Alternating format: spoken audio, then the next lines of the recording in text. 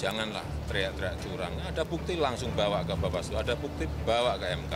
Kita menghormati pemilu adalah dengan menghormati penyelenggaranya menyampaikan hasil.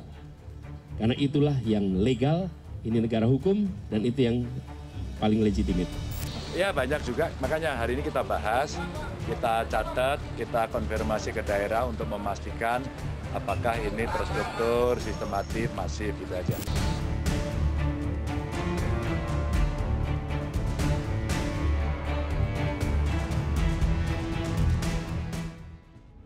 Terima kasih Anda masih bersama kami di Political Show. Setelah kemenangan hitung cepat Prabowo Gibran, muncul temuan dugaan kecurangan yang diungkap berbagai kalangan masyarakat sipil. Input data Sirekap banyak kesalahan, proses rekapitulasi di beberapa daerah pun dihentikan. Belum lagi pemungutan suara ulang dan lanjutan terjadi di banyak TPS. Sementara itu kabar mengejutkan muncul pada Minggu sore senyap dari pojok Istana Merdeka. Presiden Jokowi bertemu dengan kawan lamanya Ketua Umum Partai Nasdem Surya Paloh yang sempat berbeda jalan di Pilpres 2024. Jokowi buka suara dirinya hanya sebagai jembatan untuk semua.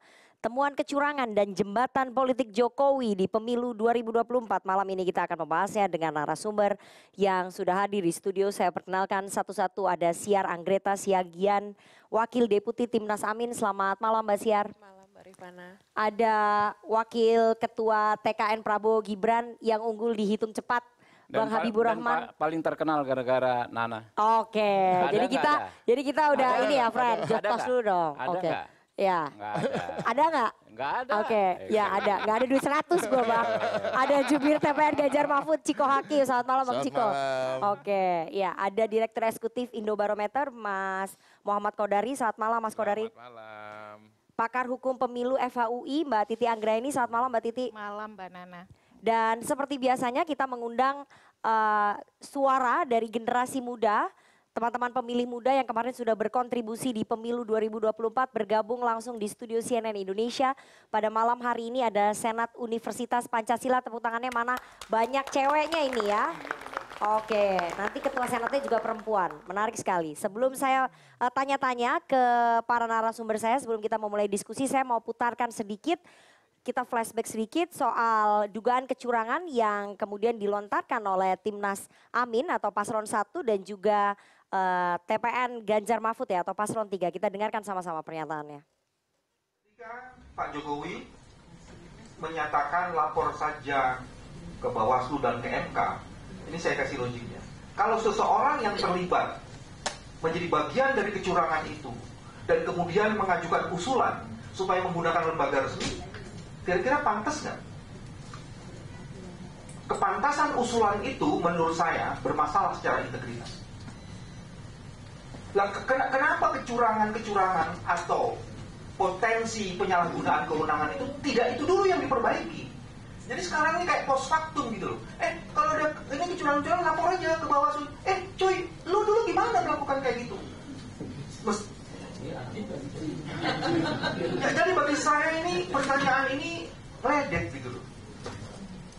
Tidak pantas itu dilakukan dengan bertanya seperti itu. Kemudian yang ketiga, dilakukan juga kajian-kajian terhadap beberapa pasal-pasal di dalam Undang-Undang Pemilu tentang keterlibatan dari pejabat negara yang menurut Undang-Undang Pemilu itu bertentangan. Dan kemudian dipaparkan seluruh aspek-aspek secara komprehensif dari hulu ke hilir, baik diawali dari rekayasa hukum di MK, kemudian di tengahnya itu berbagai bentuk intimidasi, penggunaan aparatur negara, kemudian politik anggaran yang secara nyata itu dipraktekkan untuk mendukung pasangan 02. Berbagai anomali pemilu itu telah menyentuh aspek legitimasi dari pemilu tersebut. Oke, itu tadi pernyataan dari tim hukum Timnas Amin, Bambang Wijayanto dan juga sekretaris dari TPN Ganjar Mahfud atau Sekjen PDI Perjuangan Mas Hasto Kristianto. Saya akan tanya dulu ke Paslon 1 dan juga Paslon 3. Saya mau ke Mbak Siar terlebih dahulu. Mbak Siar, dari Timnas Amin mengatakan bahwa ada dugaan kecurangan yang terstruktur, sistematis dan juga masif. Ini apa saja kemudian yang ditemukan oleh Paslon 1? Ya, Mbak Nana.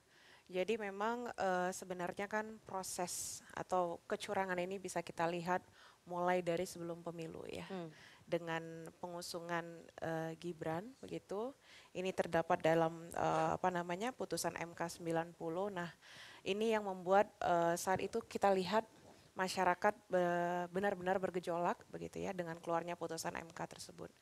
Nah, mendekati pemilu, kita lihat satu persatu kecurangan terjadi. Misalkan meningkatnya biaya bansos di APBN 2024 mencapai 496T. Dan kemudian penurunan bansos itu kepada masyarakat yang seharusnya biasanya itu dikeluarkan pada bulan Maret atau April, ini sudah keluar di bulan Januari. Nah, ini kan ada upaya-upaya untuk menarik perhatian masyarakat kepada salah satu paslon dengan menggunakan anggaran negara. Nah, ini saya kira kecurangan yang menjadi sorot kita sorot bersama dengan masyarakat. Nah, mungkin ada hal-hal lain, misalkan menggunakan kepala daerah gitu ya, kepala daerah untuk memberikan dukungan-dukungan terhadap salah satu paslon. Kurang lebih mungkin itu dulu. Oke, tapi kan kepala daerah dari Nasdem juga dari PKB juga punya kepala daerah. Ya. Apakah kemudian itu tidak menjamin bahwa koalisi Anda juga melakukan hal yang sama? Ya. Kalau mau diambil contoh, ketika misalkan di awal-awal Mas Anies, ketika Nasdem mendeklarasikan Oktober 2022, kita melakukan sosialisasi kepada masyarakat, ada upaya-upaya menghambat ya terselenggaranya kegiatan-kegiatan sosialisasi tersebut. Misalkan sampai 2 hari sebelum kegiatan dilaksanakan, kita sudah mendapatkan surat izin. Tapi 1 hari sebelum kegiatan, itu surat izin dicabut dan tidak boleh. Nah, ini kan upaya-upaya yang dilakukan oleh kepala daerah saat itu di tempat yang kita kunjungi, misalkan seperti Aceh gitu ya, kemudian Bekasi, Riau. Nah, ini salah satu contoh yang kepala daerah tersebut berpihak dan kemudian melakukan upaya-upaya penghalangan atau penghadangan kegiatan-kegiatan sosialisasi atau kampanye dari Amin. Itu kepala daerah yang Anda maksud ini menguntungkan ataupun bekerja untuk menguntungkan paslon 2. Anda mau ngomong begitu? Setidaknya menghambat aktivitas sosialisasi paslon 1. Oke, menghambat aktivitas kan bukan berarti menguntungkan paslon 2. Ya, tapi itu merugikan. Karena upaya kecurangan itu kan dilakukan oleh yang mempunyai wewenang untuk menguntungkan salah satu pihak dan merugikan pihak lain. Setidaknya kita posisinya dirugikan. Soal pembagian bansos itu bagaimana kemudian pembuktiannya di lapangan? Apakah kemudian di situ betul-betul bansos dibagikan untuk menguntungkan paslon 2? Atau seperti apa? Temuannya apa nih dari Timnas Amin? Ya, ini udah kasat mata kita lihat ya Mbak Nana ya, seperti contoh di DKI kemarin ya. PJ Gubernur membagikan bansos dengan menggunakan identitas warna. Itu ibaratnya anak yang belum sekolah juga bisa ngelihat lah, itu warna yang sangat-sangat mencirikan salah Anda satu yakin paslon. itu warnanya cuma biru muda? Karena kita lihat fotonya full bukan hanya warnanya kantongnya biru muda loh, ada warna-warna yang lain loh. Iya, kebetulan warna lain itu kan warna kantong yang tidak mengidentikan secara umum.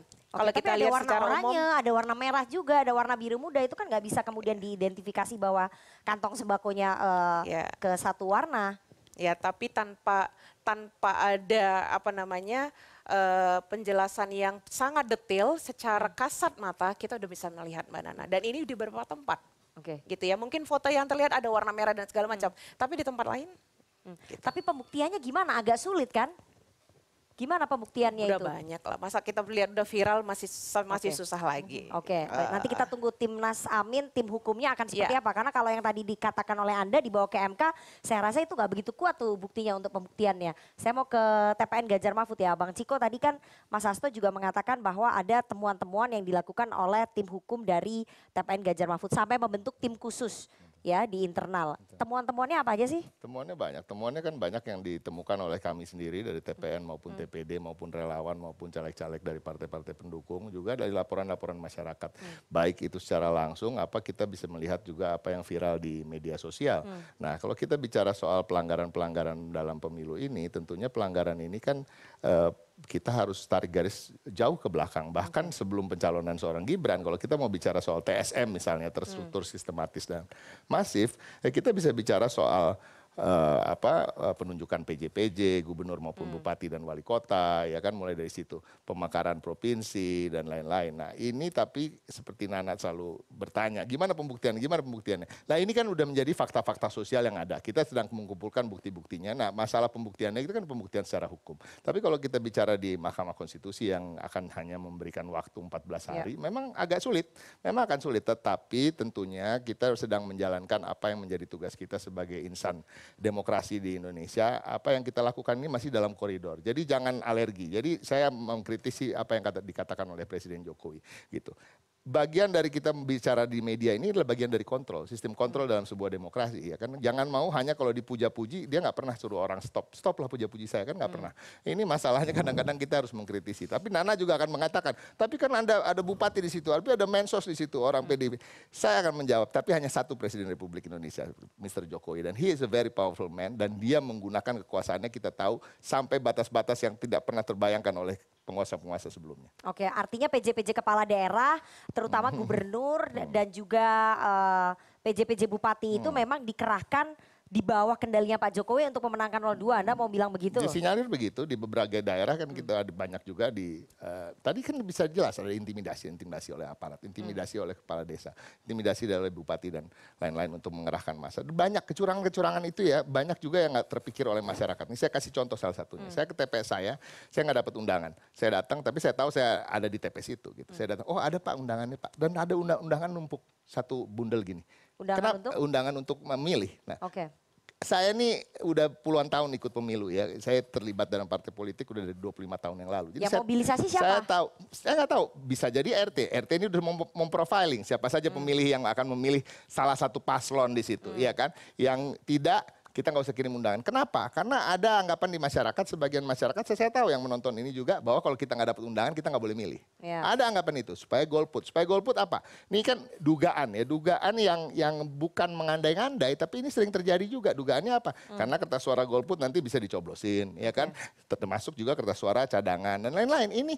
Ini satu hal aja. Dan ini terjadi di TPS. Ada juga ketika ada penghitungan suara, masyarakat dilarang untuk ikut menyaksikan, dan itu ada viral, ada videonya di medsos, ya kan, yang boleh hanya Bawaslu dan saksi-saksi, dan saksi-saksi ini kan juga rentan untuk intervensi. Nah banyak hal seperti apa, ada video-video, ada pencoblosan di dalam rumah, ya kan, disinyalir kalau kita bisa kira-kira menduga, ya itu dilakukan ketika jam makan siang, ketika sebelum penghitungan suara dimulai, ya kan, jadi waktu break dia mencoblos. Nah itu tadi dari kertas suara apa, kertas suara orang yang golput, kertas suara cadangan, dan ini terjadi. Dan kalau kita bicara soal ini kan cuma kita isolasi di hanya berbagai daerah, Bawaslu aja yang kita curiga bahwa tidak bekerja dengan baik bisa menemukan ribuan. Gitu. Intimidasi ada di sekitar 2000-an TPS dilakukan intimidasi kepada pemilih untuk memilih paslon tertentu begitu ya. Tapi kan dari TPN Ganjar Mahfud katanya akan membentuk tim khusus. Tim khususnya akan bekerja sama dengan Timnas Amin. Selama ini memang yang saya tahu ya, selama ini karena saya juga tidak terlibat dalam tim khusus, tim hukum dan penelusuran bukti-bukti ini, ya kan, menyengsarakan.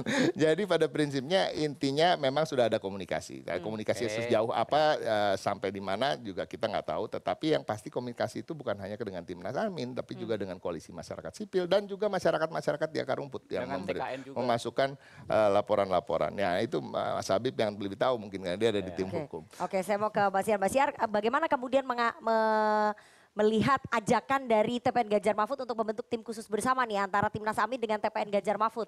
Rasanya saya tadi nggak dengar ajakan, Mbak. Oke. Iya. Jadi tim hukum nasional. Itu sudah disampaikan oleh Sekjen PD Perjuangan, Mas Hasto. Timnas. Jadi nggak mau diajak? THN. TKN mau diajak. Iya. Nanti ada Kita di THN, Timnas Amin sudah memiliki perangkat yang saya kira cukup lengkap untuk melakukan pengumpulan bukti-bukti dan fakta-fakta yang ada di lapangan. Dan ini juga proses ini terus berlanjut dan terus berjalan sehingga nantinya memiliki bukti yang kuat untuk pernyataan kecurangan-kecurangan yang sudah kita dengar sama-sama. Jadi mau nggak diajak kolaborasi dengan TPN Ganjar Mahfud? Atau maunya jalan sendiri-sendiri aja di MK kita berperkara sendiri-sendiri gitu? Maunya bertiga. Iya, maunya bertiga ya, biar kompak Dari ya. Timnas Amin gimana? Nggak mau berkolaborasi? Iya, Mbak Nana. Ini Segala kan sama-sama sesuatunya. menemukan dugaan kecurangan nih. Ya, Daripada betul. maju sendiri-sendiri di MK kan waktunya cuma 14 hari. Kenapa nggak barengan aja? Segala sesuatunya udah ada aturan di timnasnya masing-masing. Jadi saya kira supaya berjalan sesuai dengan aturan yang ada, ya makanya kita saat ini kita upayakan bersama-sama, kita berjuang sama-sama untuk mengumpulkan bukti-bukti itu.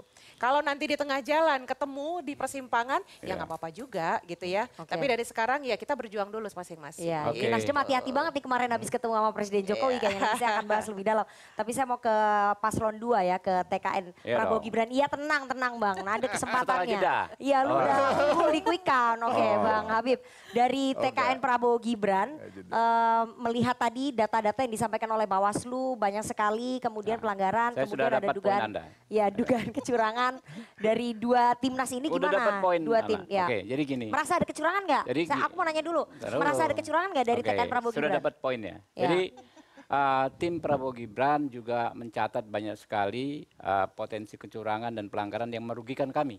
Ya kami sudah launching sejak sebelum coblosan dan saat pencoblosan. Nah, macam-macam, ada yang tercoblos 03, tercoblos 01 dan lain sebagainya itu. Nah, tapi saya mau ngomong bahwa sangat menghormati apa yang sejauh ini disampaikan dan dilakukan Paslon 1 dan Paslon 3 bahwa akan menempuh cara-cara konstitusional dalam mengusutnya. Kalau kita mengacu pada undang-undang, regulasi, adik-adik mahasiswa pasti sangat paham ya. Ini ada di buku keempat, Mbak Nana. Di Undang-Undang Nomor 7 Tahun 2017, ada 3 kanal penyelesaian. Pelanggaran administrasi, ada yang biasa, ada yang TSM, itu Bawaslu, sengketa proses. Kemudian ada juga PHPU, perselisihan hasil pemilihan umum. Pelanggaran administrasi tadi dikatakan Bawaslu, lalu pelanggaran sengketa proses. Misalnya nih teman-teman kan persoalkan, wah MK dan lain sebagainya. Itu seharusnya sudah menjadi sengketa proses karena KPU kan mengeluarkan yang namanya SK. Seharusnya kalau ingin dipersoalkan, digugatlah SK tersebut pada saat itu menjadi yang namanya sengketa proses. Tapi sampai sekarang setahu saya tidak ada gugatan tersebut. Jadi putusan MK itu kan terhadap Anwar Usman. Tapi terkait legitimasi sah atau tidaknya itu sebenarnya kalau saya jadi tim hukumnya ya kita pakai namanya sengketa proses. Waktunya sekarang sudah lewat kan ya. Begitu juga PHPU, perselisihan hasil pemilihan umum. Kita bicara TSM, Mbak Nana. Jadi barang apa sih TSM itu, terstruktur sistematis dan masif? Ada 2 ya sebetulnya yang berbeda yang kita ditangkap masyarakat sepertinya sama. TSM sebelum Undang-Undang Nomor 7 Tahun 2017 itu kayak kita bicara Kota Waringin Barat, ya kan ya, Bengkulu Selatan. Kota Waringin Barat kalau toh kita mau bahas sebetulnya sulit ya. Karena di perkara tersebut terjadilah tindak pidana korupsi. Yang Akil Mukhtar ditangkap itu Kota Waringin Barat. Tapi di situlah tercetuslah yang namanya TSM. Bahkan sempat dilaporkan katanya Mas Bambang Wijayanto semobil sama hakimnya. Tapi lah ada teorinya. Tetapi teori itu dievaluasi ketika pembentukan Undang-Undang Nomor 7 Tahun 2017. TSM itu diselesaikan di Bawaslu. Di mana kita melihat operasional Undang-Undang Nomor 7 Tahun 2017 pada perkara PHPU Pilpres 2019. Ya. Jadi ini teknis banget nih, mahasiswa nggak ngerti nih. Undang-undangnya ada. Temuan lapangannya gimana? Undang-undangnya ada 7 tahun 2017. Pengoperasionalan undang-undang tersebut jurisprudensinya sudah kita lihat di PHPU nomor 1 2019. Di mana balik-balik lagi Mahkamah Konstitusi atau empat hakimnya masih ada sampai sekarang ya. Berketetapan bahwa balik lagi di 573 pasal tersebut ya. TSM itu adalah kewenangan Bawaslu. Jadi ini harusnya dibawanya ke Bawaslu. Jadi bukan ke MK. Kewenangan ya kan? Kewenangannya adalah di Bawaslu. Ya. Lalu apalagi TSM itu kita lihat di Perbawaslu TSM seperti apa Mbak Nana? TSM itu terjadi di 50% setidaknya 50% provinsi. Secara masif. Jadi melibatkan siapa? TSM itu kan mesti ada yang namanya absolut posisi dominan. Posisi dominan yang absolut. Satu-satunya penguasa yang berkuasa penuh absolutely dan dominan. Tidak tersebar seperti sekarang. Presidennya segini dari partai apa, menteri A-nya dari partai apa, menteri B-nya dari partai apa, ya kan ya. Sistematis, direncanakan benar-benar sejak awal. Ya misalnya nih, di Wakanda misalnya ya, kepala badan intelijennya membuat sensus fakta integritas, membuat fakta integritas misalnya ya terhadap calon tertentu, ya kan ya, baru masif itu bukan di satu tempat saja, di 50%. Tadi di 2.000, nanti dulu, 3.000 TPS makanya, loh. ntar dulu Mbak Nana. Di 50% provinsi. Nah, berarti minimal berapa? 20 provinsi ya? Nanti 50% provinsi. Lalu soal temuan Bawaslu justru bagus. Karena dengan disampaikan yang Bawaslu, masalah-masalah tersebut diperbaikinya dari sekarang. Sebelum ada sengketa. Jadi ketika diperbaiki sudah nggak ada lagi jalan untuk mempersoalkan lagi. Nah itu yang memang saya ini sebetulnya bicara begini ya, seperti memberikan peluru buat teman-teman, tapi nggak apa-apa, demi demokrasi tapi ya, yang lebih baik. Berarti paslon 2 nggak akan membawa ini ke MK ya, karena nggak menemukan kecurangan. Enggak. Kan saya bilang sejak awal, sejak awal bahwa kami pun menemukan daftar panjang, bukan kecurangan ya, potensi pelanggaran yang kami anggap merugikan kami. Dalam konteks demokrasi itu bukan menang kalah Mbak Nana. Bukan kami sudah menang, ya sudahlah cuma kehilang 1 suara. 100 suara, 2 suara.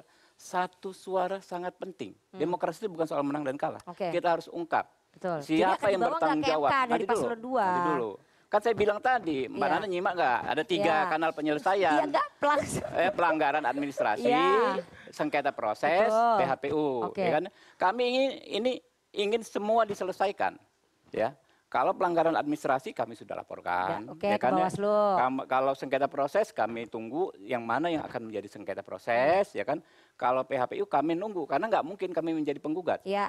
Kami ini nanti duduk di kursi yang tengah-tengah tuh kalau di MK sebagai pihak terkait, tapi dengan data-data yang sudah kami siapkan sejak jadi saat ini. Kesimpulannya nunggu aja ya sebagai pihak terkait ya, karena menang. Tapi dulu 2014, 2019 kan ngebawa juga ke MK. Oh iya dong. Kan dulu ngelihat ada TSM nggak waktu kalah? Makanya itulah jalur konstitusional, ya kan? Kita bilang TSM, begitu terbukti misalnya soal 5 juta data DPT fiktif, 17 juta DPT nggak bisa terbukti, tentu kita legowo. Itulah jalan demokrasi yang saat ini dipilih oleh sahabat-sahabat kami ini dari paslon 1 dan berarti menghormati ya kalau paslon 1, kami menghormati tadi tentang tim bersama. Tadi Mbak Nana tanya, kami nggak ditanya. Kami sangat ingin ikut, kami pengen diajak, kami pengen ngajak. Kan pihak terkait nanti di MK. Soal pelanggaran administrasi. Karena kita harus ungkap satu-satu nih. Dan kita harus evaluasi semua, baik KPU, Bawaslu, kita evaluasi demi perbaikan demokrasi kita ke depan. Baik, saya mau ke Mbak Titi. Mbak Titi ini udah kuliah hukum ini. Kata Mas Ciko pitching jadi Menkumham katanya Pak Habib ya. Kita doakan. Mbak Titi, dari teman-teman masyarakat sipil melihat nggak bahwa ada dugaan pelanggaran ataupun kecurangan di lapangan yang TSM tadi terstruktur, sistematis dan juga masif? Ya, kalau kita lihat tipologi penyelesaian permasalahan hukum selama ini, memang tadi kanal-kanalnya sudah disediakan. Jadi ada kanal melalui Bawaslu, pelanggaran administratif pemilu, tindak pidana, pelanggaran kode etik penyelenggara pemilu, sengketa proses, dan nanti pelabuhan terakhirnya di Mahkamah Konstitusi. Perselisihan hasil pemilu itu kan adalah perselisihan yang mempengaruhi perolehan kursi. Jadi perolehan kursi itu tidak sebatas angka-angka. Kalau hanya berhenti di 58% dan itu final, maka ya sekedar angka. Tetapi kan angka juga bisa dihasilkan dari sebuah proses yang bermasalah. Nah masalahnya itu apa? Masalah yang terstruktur, sistematis, masif yang mempengaruhi terbentuknya angka tadi. Nah kalau kita belajar dari proses di MK apa saja? Bisa dimulai dari permasalahan yang dipersoalkan soal keterpenuhan persyaratan pencalonan. Walaupun bukan di Pilpres, tapi di Pilkada, beberapa Pilkada dibatalkan karena ada ketentuan konstitusional yang dilanggar. Misalnya soal syarat warga negara, ini contoh ya, di Pilkada Seburai Jua. Atau dia harusnya masa jeda 5 tahun tapi dia belum masa jeda. Tapi di konteks pencalonan Pilpres misalnya, bisa saja nanti datangnya ke MK dan tidak dipersoalkan sekarang, ekses dari pelanggaran etika dalam penerimaan pendaftaran Pilpres, karena ternyata ada tata kelola administrasi tahapan pemilu yang tidak diikuti oleh KPU. Karena menerima pendaftaran tanpa terlebih dahulu mengubah peraturan KPU. Bisa saja ini tidak muncul sekarang, tapi muncul nanti ya, di Mahkamah Konstitusi. Nah ini nanti persoalan-persoalan tadi itu oleh calon akan dirangkai menjadi kronologis sehingga satu sama lain berkaitan, misal soal politisasi bansos, soal politisasi aparat desa, lalu kemudian penjabat kepala daerah yang tidak netral, bahwa perbuatan-perbuatan tadi secara terhubung mengkonstruksi hasil yang dianggap tadi tidak konstitusional. Jadi harus dilihat dari dua arah itu, apakah ini akan berhasil bergantung penuh pada kronologis, argumentasi hukum, alat bukti, dan bagaimana menyajikan saksi-saksi yang dengan komposisi MK yang sekarang ini, di mana ketidakpercayaan publik terhadap MK sangat tinggi, ini gimana? Ya kalau saya bilang memang momen ini juga menjadi titik balik MK apakah bisa mengembalikan kepercayaan publik atau tidak melalui persidangan yang terbuka dan dibuka untuk umum. Dan kalau kita lihat kan satu, Anwar Usman tidak akan terlibat karena dianggap punya benturan kepentingan. Yang kedua ada dua pemain baru nih di MK. Ada Hakim Arsul Sani menggantikan Wahidudin Adams dan satu lagi Ridwan Mansur. Apakah kemudian itu akan mengubah konfigurasi? Karena jangan lupa putusan 90 itu diubah dengan suara penuh walaupun tidak berlaku untuk sekarang tetapi 2029 oleh komposisi hakim yang sekarang. Jadi ada perubahan soal persyaratan usia dan alternatif. MK menyatakan itu open legal policy, kewenangan pembentuk undang-undang. Oke, tapi dengan komposisi MK yang sekarang kira-kira akan sulit nggak? Karena kan Pak Mahfud bilang ya pernah MK itu membatalkan hasil pemilu. Itu bisa terjadi nggak dengan komposisi MK yang sekarang nih? Ya, saya masih melihat peluang itu masih ada. Karena kenapa di beberapa putusan menyangkut misalnya persyaratan usia, termasuk juga peninjauan formil terhadap putusan MK kan ada perubahan komposisi hakim. Misalnya Hakim Arief Hidayat yang menyatakan mestinya putusan MK itu bisa dikoreksi. Nah kita tinggal membaca 8 hakim ini karena kan ketua sekarang berubah. Ya, wakil ketua walaupun tetap Saldi Isra, tetapi komposisi hakim ini justru akan diuji karena ada presiden-presiden perubahan posisi hukum yang bisa berpengaruh. Mbak Titi masih melihat peluang bisa pembatalan hasil pemilu ya di Mahkamah Konstitusi ya? Tergantung. Bagaimana kemudian kronologis ini bisa disajikan kepada hakim-hakim MK. Saya mau putarkan ya pernyataan salah satu relawan paslon yang menolak hasil pemilu. Menolak hasil pemilihan presiden dan wakil presiden oleh pemerintah pusat yang dilaksanakan pada tanggal 14 Februari 2024 yang diwarnai dengan kecurangan. 2. Meminta KPU untuk melaksanakan pemilihan ulang secara jurdil khususnya pemilihan presiden dan wakil presiden tahun 2024-2029 dengan mengganti komisioner KPU dan Bawaslu yang ada pada saat ini.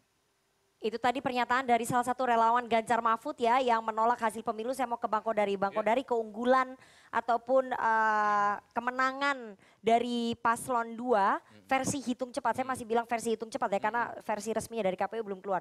Keunggulan sementara dari paslon nomor 2 Prabowo Gibran ini diwarnai dugaan kecurangan, kemudian penolakan hasil pemilu. Ini akan mendelegitimasi nggak hasilnya nanti kalau misalnya sudah resmi? Mendelegitimasi kemenangan mereka nggak? Kemenangan paslon 2 nggak? Saya kira gampang aja, nanti kan ada hasil-hasil survei yang bisa dipakai untuk ngecek respon dari masyarakat. Karena kalau kita bicara legitimasi itu kan sesungguhnya penilaiannya oleh siapa dulu. Nah paling mudah diukur itu tentu kepada publik. Sejauh ini sih kalau saya lihat sebetulnya dari survei yang sudah ada, sebetulnya trust kepada lembaga kepresidenan misalnya masih sangat tinggi, nomor 2 tertinggi. Lalu kemudian kepada KPU itu nomor 3, kepada Bawaslu itu nomor 4. Dan proses yang terjadi dari kira-kira survei itu dilaksanakan pada Januari sampai dengan misalnya katakan nanti pengumuman itu akan menjadi bagian yang dievaluasi oleh publik gitu. Tetapi kalau saya berbicara mengenai 2024 ini tentunya salah satu referensinya adalah pemilu-pemilu sebelumnya ya. Pemilu sebelumnya, pilpres sebelumnya, di mana yang namanya gugatan atau tudingan kecurangan itu juga selalu ada. Tetapi bercermin juga di masa lalu, 2014 dan 2019, Kita lihat pada waktu itu selisih antara paslon Ya, tipis tahun ya. 2014 itu sekitar 8% Ya, atau 7%, tipis. yang kedua itu sekitar 10%. Sekarang ini selisih antara 02 dengan yang paling dekat 01 ya, sekitar jauh. 34%. Jauh sekali begitu. Jadi saya melihat tahun 2014 nggak ada dampak pembatalan, tidak ada dampak pemilu ulang serentak misalnya seperti yang dimintakan oleh relawan tadi. Jadi saya kira tentu jauh lebih sulit dan karena itu bisa dilihatlah ujungnya. Kalau bicara matematika kan ada 823.000 TPS. Kalau kita mengatakan bahwa ya ini harus dibuktikan pada level TPS ya. Kalau saya lebih fokus kepada level TPS. Kalau tadi dikatakan oleh Titi kan awalnya itu mungkin bisa jadi pertimbangan juga. Kalau saya fokus kepada pembuktian di TPS, maka 34% dari 823.000 TPS itu adalah sama dengan 279.000 TPS. Saya nggak tahu tuh berapa truk itu yang datanya itu harus dibawa ke Mahkamah Konstitusi untuk dibuktikan. Dan dari pengalaman 2014-2019 memang contoh-contoh kecurangan itu pada akhirnya bersifat semacam insidental, katakanlah begitu. Ada saksi satu, katanya begini, katanya begitu, saksi dua, katanya begini, katanya begitu. Dan untuk sementara mungkin dugaan saya ya nggak akan jauh berbeda dengan apa yang terjadi di tahun 2014 dan 2019. Karena itu ya kalaupun misalnya nanti ada katakanlah gugatan dari 01 dan 03, saya kira saya cuma bisa mengatakan bahwa pembuktiannya 2024 ini lebih sulit dibandingkan dengan Pilpres sebelumnya. Oke, meskipun mereka bergabung itu akan lebih sulit juga ya, apalagi dengan ketidakpercayaan publik yang tinggi terhadap MK kemarin itu, kekecewaan publik terhadap MK kemarin itu? Kalau bicara kepercayaan, ketidakpercayaan kepada publik, menurut saya itu hal yang terpisah ya, karena sekarang kita bukan bicara kepercayaan publik atau bukan kepercayaan kepada publik yang menentukan, tetapi hakim-hakim MK sekarang ini tentu akan melihat kepada fakta-fakta hukum yang ada ya. Jangan lupa bahwa misalnya kalaupun tidak ada Pak Anwar Usman di sana, kalaupun misalnya nih secara linear dikaitkan bahwa sikap pada saat keputusan mengenai batas usia segala macam itu dikaitkan dengan keputusan nanti, sebetulnya kan itu dulu 54 kalau 9 orang ya, sekarang 44 katakanlah begitu. Jadi tapi sebetulnya itu tidak relevan kalau menurut saya. Balik lagi bahwa itu dua kasus yang terpisah. Kalaupun misalnya ada yang berpikir bahwa ini kita lihat dulu kasusnya seperti apa, komposisi hakim seperti apa. Harusnya kita katakan bahwa untuk bicara mengenai masalah pemilu ini dua kasus yang sangat terpisah, masalahnya sangat berbeda dan data-datanya nanti akan menentukan pengambilan keputusan dari para hakim. Baik, kita tadi sudah bahas kecurangan, masuk nanti kita ke pembahasan berikutnya karena Presiden Jokowi sudah tampil sebagai jembatan politik ya, sudah mulai membuka pintu komunikasi dengan partai-partai. Kita harus jeda terlebih dahulu, jangan kemana-mana, tetap bersama kami di Political Show.